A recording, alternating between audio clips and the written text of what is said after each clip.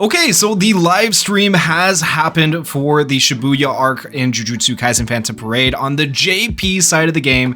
I want to be very clear, this is not coming to global yet, but it will be coming to global sooner rather than later because global is on a sped up schedule. We do have hidden inventory coming for global here in the next few days though, but starting on the 21st, we are going to start getting Shibuya stuff. So what can we expect in the game? The first thing is for JP, if you are looking to log in on January 21st, you will get 3,000 cubes for free because JP has just been giving out a ton of cubes for free lately. I don't know why. It's been really nice overall. It's been actually insane. So if you do have a JP account or you're thinking about starting a JP account, now might be a good time because you can at least hop in and get a free summon.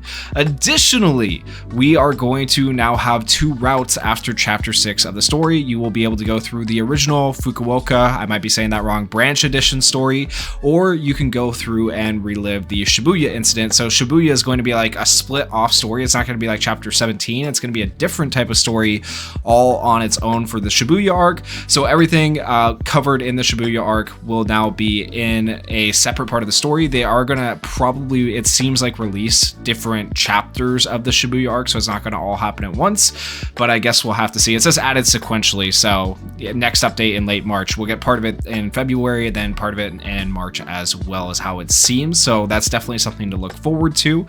And then we are also getting the Cursed Spirit Extermination battle, which is going to allow us to do hidden potential for our characters. So if you see this, you're going to be able to complete this mode, and as you complete this mode, then you are going to be able to earn these materials, and those materials can be used on the hidden potential system.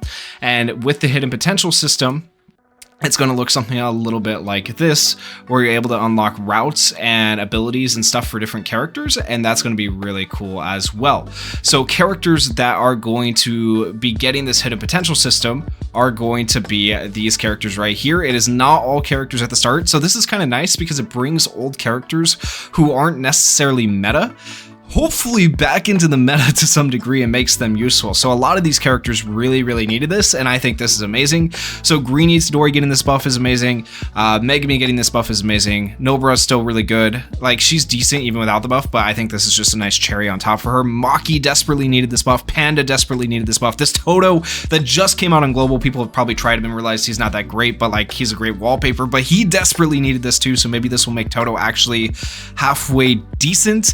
Mechamaru kind of needed this, not as bad as some of the others, and Nanami I think needed it the least, but still it's nice that these are the characters that are getting the buff first or getting the hidden potential system first, because that is going to be absolutely freaking amazing in terms of just helping these characters be more useful in the game and helping them find a place in the game. Because honestly, like, how many people have really used Red Maki all that often? If they have Yuta, you're not going to be using Maki if you have Yuta. Only people who are using Maki are people who lack Yuta or people who aren't going to get Toji right now on global. So I'm very happy that they chose to do these characters first as the first characters that are going to get the hidden potential buffs.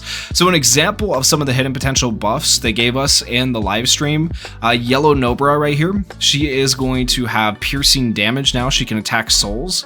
She can have increased damage from completing the route. So once again, from completing this stuff right here, she will get like increased damage dealt. She'll get a boost multiplier for damage dealt. She also gains a low chance to inflict paralysis and crit resist down on the target.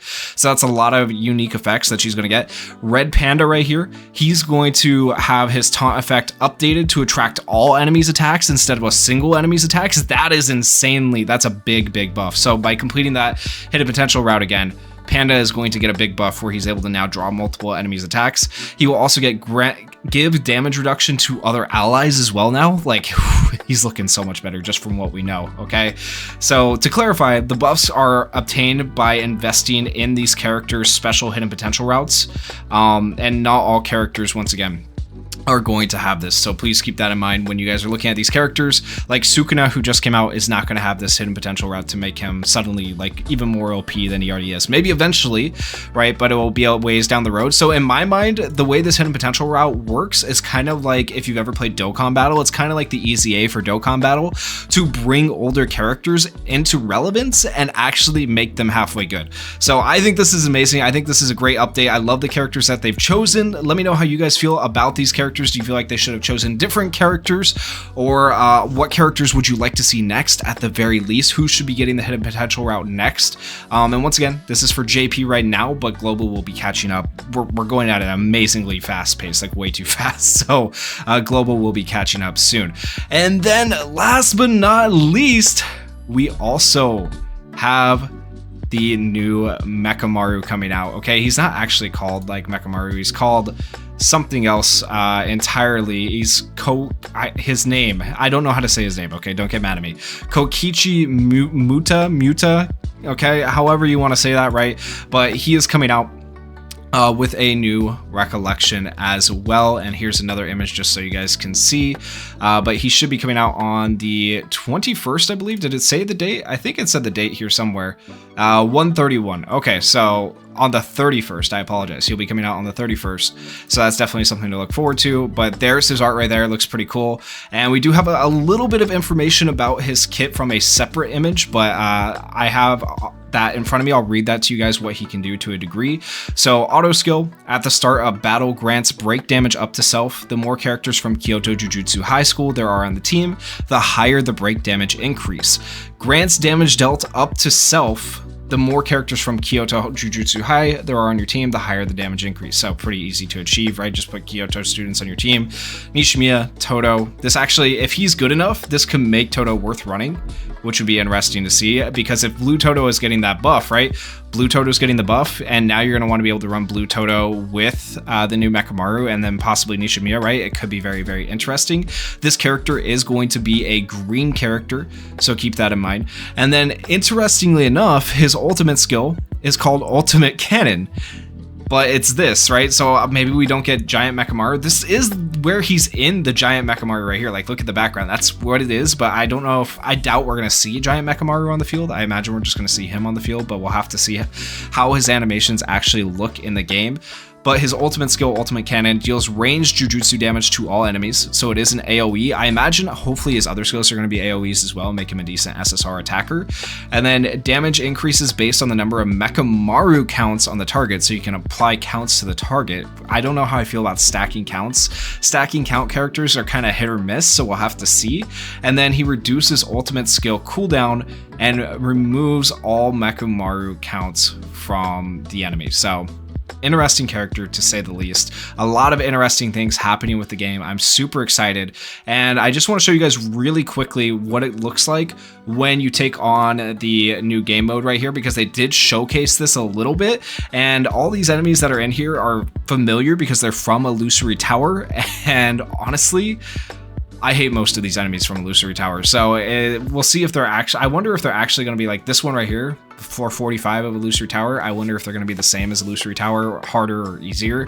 Oh, please don't let them be harder, but we'll have to see. Okay, so here in the live stream, they are showing the game in the background, right? And right here, you can see the menus next to Illusory Tower. We have the new game mode, and if we press play, they're going to show us going into the game mode and what the game mode is going to look like potentially when you tap into it. It looks pretty nice, the UI for it and everything. It looks interesting. So there's 4 different types of stages you can take on. You can take on red, blue, green, or yellow, and it looks like you have a set amount of attempts per day, 3 out of 8 down there. I don't know how accurate the information I am giving you right now is. This is just based on what I can see, right? But it looks like it's a limited attempts per day. You can purchase attempts probably with cubes to be able to get more attempts at different stages, and then it looks like there's different difficulties to climb through. So right now he's taking on a level 100, but 1, 2, 3, 4, 5, 6, 7, it shows him on 7 out of 10. So it looks like you can start at like an easier difficulty and work your way up, and as you work your way up, there are going to be type disadvantaged units, type advantaged units, just like you guys saw. So this was the green type stage. Ideally, you're probably going to want to run a green team when you take on the green type stage. Same for any of the other stages. You're going to need type specific teams, so this is where it's going to start to matter to use more characters, like characters that might not have had a ton of uses before. And then of course, I think these are the rewards depending on like which difficulty you take on right here. I don't exactly know how the reward distribution is going to work, but it looks like you get better rewards, more rewards for your hidden potential route the higher the difficulty you take on. That would make the most sense to me based on, you know, just looking at this. But with all of that said, let's take a look at the gameplay here, because that is what I am probably most excited about. So notice they're not actually using an all green team right here. They are using green characters, and they put Hollow Purple Gojo. I almost called him Hidden Inventory Gojo. I'm stuck on that because he's coming out soon on Global. Hollow Purple Gojo on the sub slot, and they have green Nanami in at 140. I'm wondering if what they're showing right here is boosted Nanami with his hidden potential out, because that might actually be insane if we get to see that. 17 turns, okay, and you can see the waves here. 300,000 health, so it's going to be multiple waves of the same enemy. Interesting. So they're sitting here talking. I'm going to speed it up just a little bit so we can get through this. Okay, 739,000 health, and we're at the next. So we just want to skip forward a little bit. They got a bunch of phases, right, essentially. So you can see now up at the top, well, you can't see it with where it's at, but they're at 4 out of 10 on phases. All right, and it takes a lot of, it makes sense not to run Hollow Purple Gojo here because of the fact that he will go away once you ult. So I understand them doing what they've done and the reason why they've done it. It looks like you need to complete all 10 phases to get this done, interestingly enough. All right, right here for sure. This guy's definitely dead. Dude, I can't wait for this Mechamaru to come out in the game. It's going to be so nice when he does. Okay, and it actually carries over damage into the next phase, so you don't just lose all the damage, which is nice. So you guys can see that we've moved into the next phase here. This looks like a fun game mode, actually. This is going to be, it's going to be a very grindy game mode, but it should be good. So you can see they are now, they have made it to phase 5 out of 10. There's 10 phases. I'm going to skip ahead, man. It's going to take a lot. You can't see it up at the top on the screen here, but there's 10 phases that they're taking on. So you gotta fight this boss for a hot minute. Is that all they show? Oh, okay, there we go. So they made it to phase 7 out of 10. Can you only make it so... Oh, they're at 15. So the turn counter is up here. You guys can't quite see it, but they're at 15 out of 17 turns. So when you hit 17 turns, you can only make it that many phases. But I imagine the further you make it in the phases, out of 10 phases, the more rewards you get, and all of his people died. Okay, so it's not even like a lose thing. It's like get as far as you can and you still get rewards. Okay, so phase 7 out of 10 is where they made it. Interesting. And then there's the rewards you get. Okay, so that looks like there's regular, gold, silver, so on and so forth. So very, very interesting. This was actually my first time looking at this particular part of the video, but this looks like a fun new game mode. I'm excited to have more content in the game. It's going to give us a lot more to work on and to farm out. I'm happy with the characters they've chosen to update. Once again, I am so actually happy with that. But let me know your guys' thoughts down in the comments. And if you guys did enjoy the video, please consider going down there, hitting that like button, hitting that subscribe button. And thank you guys so much for watching and supporting the channel. Peace.